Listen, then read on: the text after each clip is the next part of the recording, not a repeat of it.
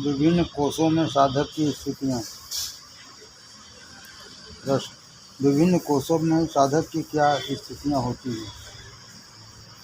विभिन्न कोशों में साधक की स्थितियाँ निम्न प्रकार की होती हैं। अन्नमय कोश, इसमें साधक गुरु की ज़ाहिरी पैरवी करने की ज़्यादा कोशिश करता है, वैसे ही दाढ़ी रखता है, कपड़े वैसे पहनना चाहता है, वैसे ही चाल ढाल और रहनी सहनी बनाता है।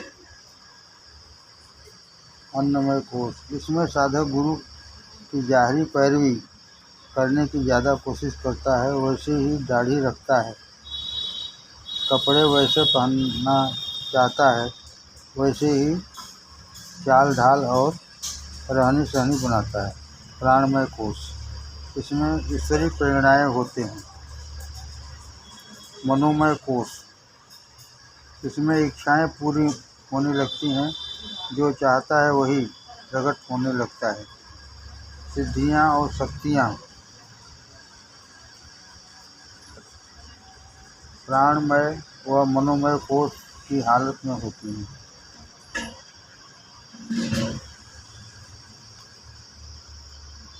सिद्धियां और शक्तियां प्राणमय और मनोमय कोश की हालत में होती हैं। विज्ञानमय कोश,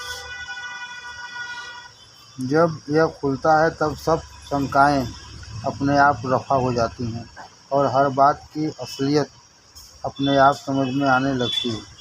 मसलन प्रसाधन के लिए गए और झट से कोई मसला हल हो गया। विज्ञानमय कोश, जब यह खुलता है तब सब शंकाएं अपने आप रफा होने लगती हैं और हर बात में असलियत अपने आप समझ में आने लगती है। मसलन प्रसाधन के लिए गए और झट से कोई मसला हल हो गया। आनंदमय कोश, इसमें आनंद की वर्षा शुरू हो जाती है। गुरु के जरिए फैज हाजिर गायब, हर हालत में एक सा मिलता रहता है। यहाँ पहुंचकर गुरु के पास ज़्यादा हाजिरी की ज़रूरत नहीं रहती है। यहाँ पहुंचकर गुरु के पास ज़्यादा हाजिरी की ज़रूरत नहीं रहती है, सिर्फ शौक़ दीदार से जाना आना रह जाता है। शून्य, इसमें सब हालतें गायब हो जाती हैं। महाशून्य, घनी हालत को कहते हैं। आत्म साक्षात्कार, महाशून्य के बाद ही आत्म साक्षात्कार होता है। यह आलमे सगरा पिंड की सैर हुई। इसी तरह पर आलमे कबरा ब्रह्मांड और आलमे औलिया पर ब्रह्म की सैर होती है। जब यहाँ पहुँचता है तब दोनों बाजू उड़ने के लिए तैयार होते हैं।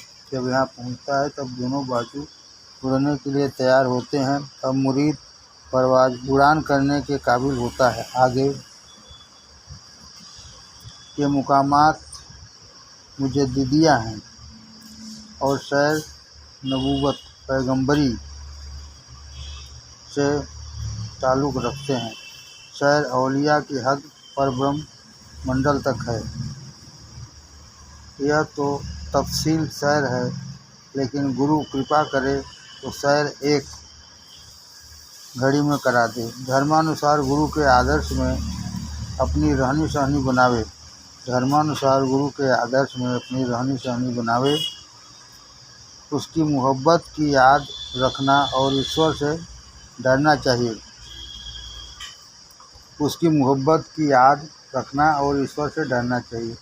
सत्संग में जुदा जुदा हालतें। प्रश्न, गुरु के सत्संग में सब भाई लोग एक ही साथ बैठते हैं, लेकिन सबकी हालतें जुदा जुदा होती हैं। इसकी क्या वजह है? गुरु एक से अनेक रूप में होकर उस पात्र के अनुसार कौतुक करता है। गुरु एक से अनेक रूप में होकर उस पात्र के अनुसार कौतुक करता है, जबकि मुरीद अनेक से एक की ओर जाता है। यही सत्संग का राज है। एक दूसरे में फना होना। गुरु चेलों में फना होता है, चेले गुरु में फना होते हैं। गुरु चेलों में फना होता है, चेले गुरु में फना होते हैं। इस तरह से फना व बका प्लस माइनस का जोड़ लगता है। -5 + 8 + 3 -8 + 5 -3।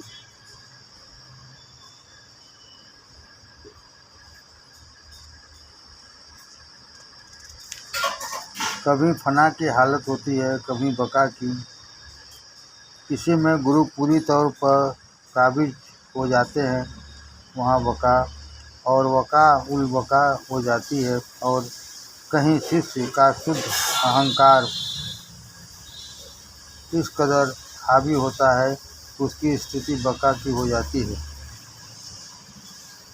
बरखिलाफ इसके जनाब क़िबला चचा जी महाराज चचा जी साहब ने अपने भाई को, जिनसे वह लड़कपन में कुश्ती तक लड़ा करते थे, जिस रोज़ बरखिलाफ इसके जनाब क़िबला चचा जी साहब ने अपने भाई को, जिनसे वह लड़कपन में कुश्ती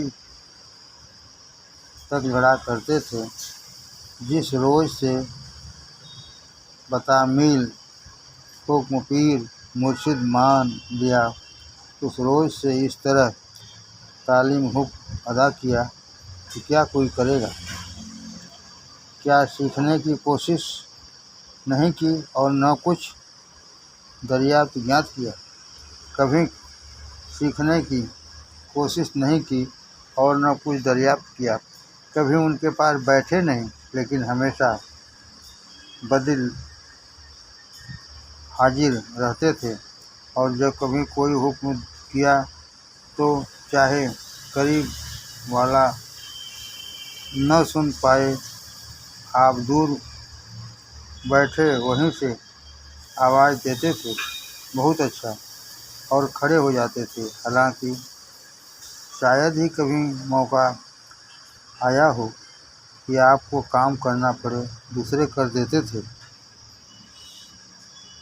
आप फरमाते थे कि आदमी को खाने और कपड़े की फिक्र होती है, लिहाजा मैंने इन दोनों से बेताल्लुकी का नुस्खा तलाश कर लिया।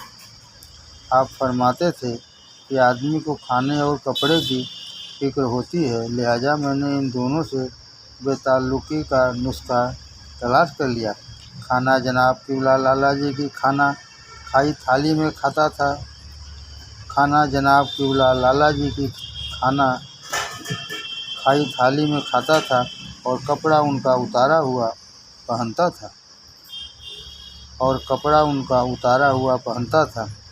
बच्चों और रूहानियत की फिक्र में उन्हीं को थी। बच्चों और रूहानियत की फिक्र तो उन्हीं को थी, मैं क्यों फिक्र करने लगा। जब अपना समझता तब फिक्र करता, जब उन्हीं के थे तो वह जाने उनका काम। ऐसा मौका भी आया कि एक बार पूजिया चाची साहिबा की तबीयत खराब थी। आप उन दिनों अलीगढ़ में अरायज नवीसी करते थे। आप दवा लेने अलीगढ़ से फतेहगढ़ आए और यहाँ जनाब क़िबला लाला जी साहब से कुछ अर्ज हाल भी नहीं कर पाए कि क़िबला लाला जी साहब ने फरमाया, आगरा चले जाओ। बिना कुछ कहे चल दिए। वहाँ चाची साहिबा को परेशानी हुई कि दवा आना तो दरकिनार, उनका भी पता नहीं है। आदमी भेजा कि क़िबला लाला जी साहब खफा हुए कि भले आदमी को कह तो देना चाहिए था। इलाज व आदमी का इंतज़ाम किया। आप आगरा में पड़े हैं, कोई फिक्र व गम नहीं है। जब वहाँ के भाई लोग इजाज़त देते हैं तब तशरीफ़ लाते हैं। जनाब क़िबला लाला जी साहब ने सब मुरीदों से प्रेम का व्यवहार रखा। जनाब क़िबला लाला जी साहब ने सब मुरीदों से प्रेम का व्यवहार रखा और कभी किसी से कुछ नहीं कहा और न शक्ति की, बल्कि पूजा करने के बारे में भी कोई मेहनत करने वाली क्रिया नहीं बताते थे। हाँ जनाब क़िबला चचा जी साहब ज़रूर लोगों को कुछ क्रिया भी बताते थे, लेकिन जब क़िबला लाला जी साहब को मालूम होता तो मना कर देते और जनाब क़िबला चचा जी से फरमाते कि क्या तुम हमारे हंसी उड़ा दोगे? क्या हम हमारे हंस उड़ा दोगे? क़िबला लाला जी साहब को मालूम होता तो मना कर देते और जनाब क़िबला चचा जी से फरमाते, क्या तुम हमारे हंस उड़ा दोगे?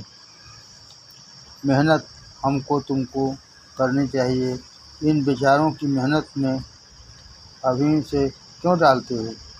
यह बुजुर्गी थी कि अपने मुरीदों की पूजा भी खुद करते थे और वाक़या भी यही है कि जो गुरु अपने मुरीदों के लिए मेहनत नहीं करता, किसी से कराना चाहता है, वह ज़्यादा दिन तक टिक नहीं सकता, भाग जाएगा। राज यह है कि गुरु जब रात को सब सो जाते हैं तो मुरीदों को गायबाना गैबी तवज्जो देता है, उससे उसकी तरक्की होती रहती है। इसलिए जो शागिर्द रात को गुरु की तरफ कल्ब करके ईश्वर की याद में सोता है, वह उस फैज़ से फैज़याब होता रहता है और जल्द तरक्की कर जाता है, उससे उसकी तरक्की। इसलिए जो शागिर्द रात को गुरु की तरफ कल्ब करके ईश्वर की याद में सोता है, वह उस फैज़ से फैज़याब होता रहता है और जल्द तरक्की कर जाता है। हाँ अगर शक्ति की है तो जनाब क़िबला चचा जी साहब पर, और उन्होंने भी मुरीदी का हक ऐसा निभाया कि मिसाल नहीं मिलती। आजकल गुरु मौजूद हैं लेकिन शागिर्द का नमूना नहीं है। आजकल गुरु मौजूद हैं लेकिन शागिर्द का नमूना नहीं है।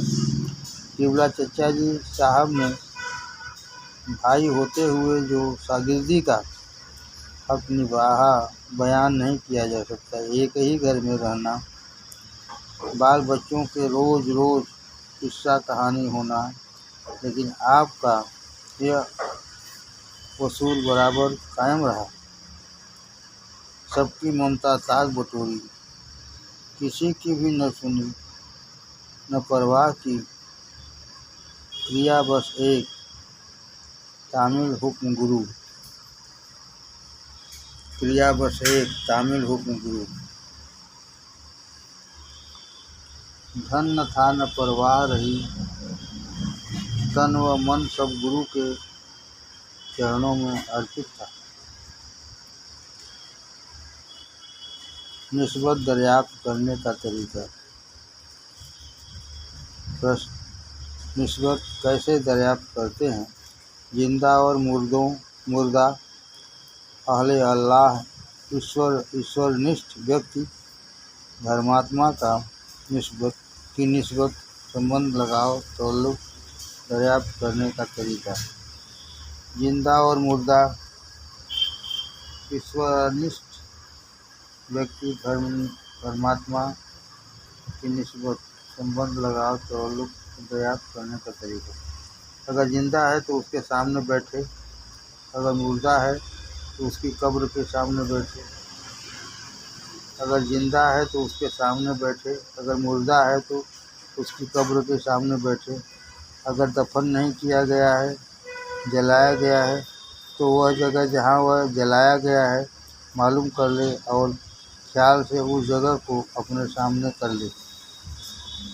अब उसकी शक्ल का ख्याल करें जो दरियाफ्त करने या तस्वीर देखने से मालूम हो सकती है। तत्पश्चात अपने को हर निस्बत से खाली करके आलम उल गयूब दुनिया के श्रेष्ठ पैगंबर की दरबार में दुआ करे कि ऐ महाज्ञानी जानकार, ऐ ज्योतिर्मय, मुझको आगाह कर और इसकी बातिनी आंतरिक कैफियत बता और मुतवज्जह ध्यान देने वाला हो, उसकी जगह उसकी रूह की तरफ थोड़ी देर अपनी रूह को उसकी रूह से मिला दे और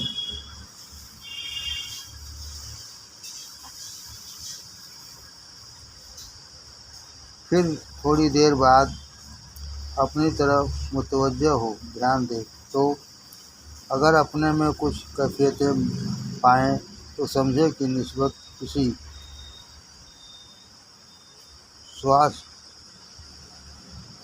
श्वास की है और खतरों को भी पहचानने का यही तरीका है। खतरे में मतलब दूसरे के ख्यालात मालूम करने का है। ईश्वर कहाँ है? प्रश्न। तमाम मुकाम तय हो गए, मगर उसमें ईश्वर का नाम कहाँ आया और ईश्वर कहाँ है? मुकामात तय होना एक कमाल ज़रूर है, लेकिन मेरे ख्याल से मुकामात का तय करना जिसको कहते हैं वह कोई दूसरी चीज़ है। आम तौर पर यदि कोई सेंटर पर जिक्र होने लगे या प्रकाश नज़र आवे तो उसे मुकामात का खुलना कहें तो ठीक है। तय होने के माने कुछ और है। ऋषियों ने जो आसार और हालत देखे व लिखे हैं, जब वे सब जाहिर होने लगे और सिफत हमीद पवित्र गुणों से जिज्ञासु सुसज्जित हो जावे, तब यह समझना चाहिए कि हाँ, अब उसके मुकाम की सफाई हुई है।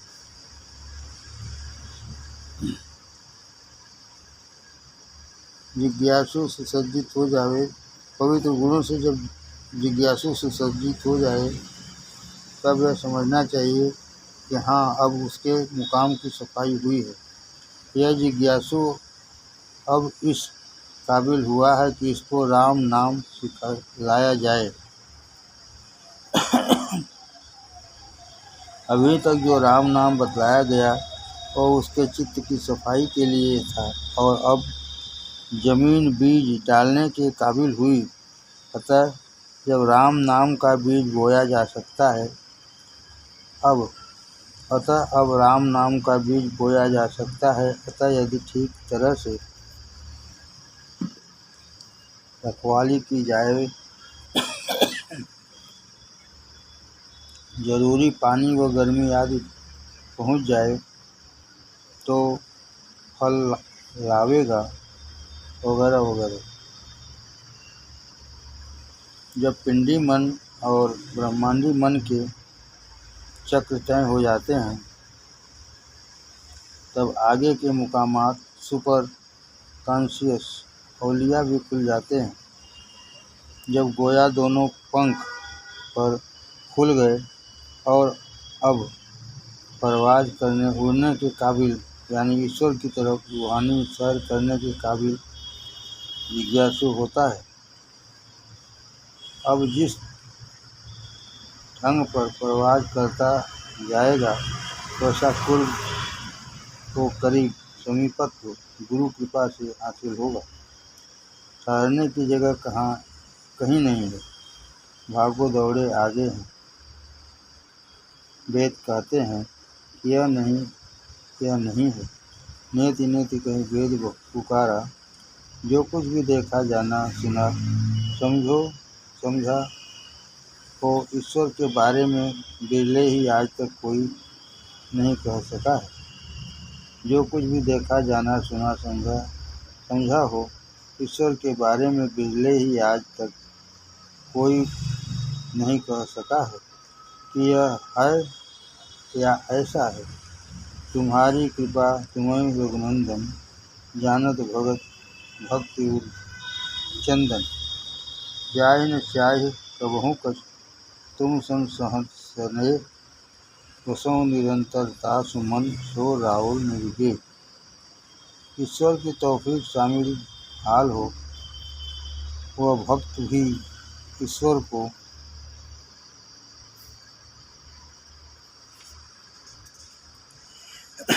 जान सकता है। जिसका हृदय चंदन हो गया है यह सिफत गुण गालबन मुकाम औलिया तय होने के बाद गुरु कृपा और ईश्वर की तौफीक कृपा शामिल हो तभी पैदा होती है। इस स्थिति पर पहुँचे हुए फकीर का दर्जा चंदनिया गुरु का हो जाता है। ध्यान करने पर यदि हमें शब्द या प्रकाश नहीं भी दिखाई देता है तो कोई हर्ज नहीं, राजी व रजा में रहना चाहिए। ध्यान करने पर यदि हमें शब्द या प्रकाश नहीं भी दिखाई देता है तो कोई हर्ज नहीं, राजी व रजा में रहना सीखिए। जनाब क़िबला लाला जी साहब ने एक जगह तहरीर फरमाया है कि ज़बरदस्ती और हट करके शेख की सूरत को लाना मूर्ति पूजा में आता है। जनाब क़िबला लाला जी साहब ने एक जगह तहरीर फरमाया है कि ज़बरदस्ती और हट करके शेख की मूरत को लाना मूर्ति पूजा में आता है। ख्याल भर काफ़ी है, हट नहीं करना चाहिए। रामायण में एक चौपाई है, राम कीन चाहे सो होई, करे अन्यथा अस नहीं कोई, जिनका अर्थ प्रारब्धवादी अपने मुवाफिक करते हैं। राम रची सो बाची न बचाए, राम रची सो बाची न बचाए, काल टरे नहीं औषधि खाए, काल टरे नहीं औषधि खाए। भगवान ने जो तकदीर कर दी है वह तदबीर से टल नहीं सकती, जिस तरह से मौत दवा से नहीं टलती। यदि जरा गौर से मुलाहिजा किया जावे तो उसका अर्थ यह होता है कि पूर्ण पुरुषार्थ करने पर भी अगर कामयाबी न हो तो समझ लेना चाहिए कि यही होना था। पूर्ण पुरुषार्थ करने पर भी अगर कामयाबी न हो तो समझ लेना चाहिए कि यही होना था। जिस तरह पर अगर हर तरह से माकूल इलाज होने पर भी कोई मर जाए तो समझना चाहिए कि उसकी मौत थी, न कि उपाय और इलाज ही न किया जावे।